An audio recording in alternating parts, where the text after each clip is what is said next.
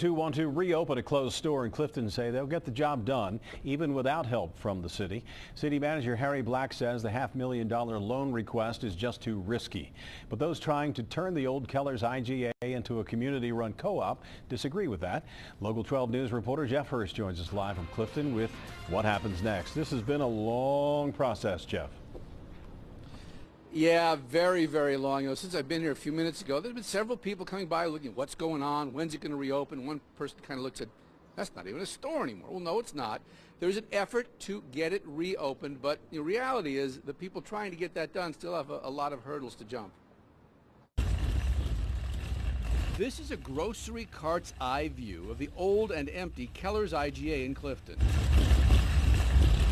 Outside, signs of hope, the hope a community group has in reopening the store. I grew up 3 blocks from here. I got my baby food from here. My mother got her baby food from here. My grandfather got his baby food from here. This store was opened in 1939 during the Great Depression. It lasted 72 years until 2011. Obviously, opening a business during the Depression was a huge challenge. Well, the co-op, the folks in charge of this place now, they face a similar challenge. The Clifton Market Co-op has raised nearly $1.5 million by selling shares to neighborhood residents and store believers. But the group needs another $4 million or so in cash and loans to make the grocery a reality. Cliftonites say the currently empty store is dragging down the Ludlow business district. I know that when we have talked to the local businesses on Ludlow, they have really told us their business has gone down as a result of not having this anchor. But city manager Harry Black is against giving the co-op a $550,000 loan from the city. Black says he admires the co-op's energy and effort, but a direct city investment in the startup grocery store, he says, is inherently risky. But at the end of the day, it's got to be self-supporting from a financial standpoint. It has to be financially viable.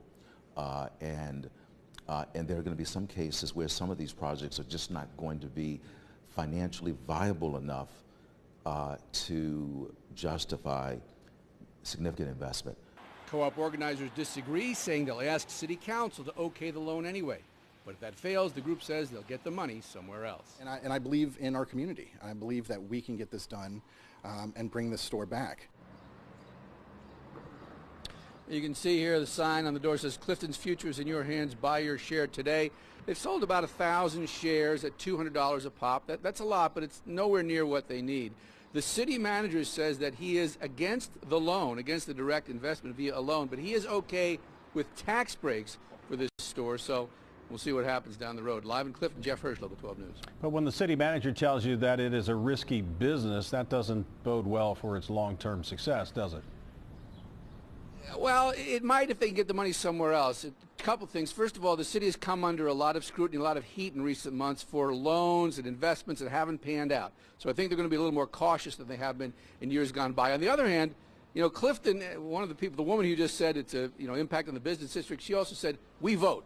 Clifton is a politically active area. The folks involved in this project here, they just walk by and lay out $200. This is an area that votes and exerts pressure on City Hall, so they may just try to do that. They will. You know, that is a very good point, Jeff. Thanks very much. The question of a loan or tax breaks goes before the City Council committee next week. We'll let you know what's happened there.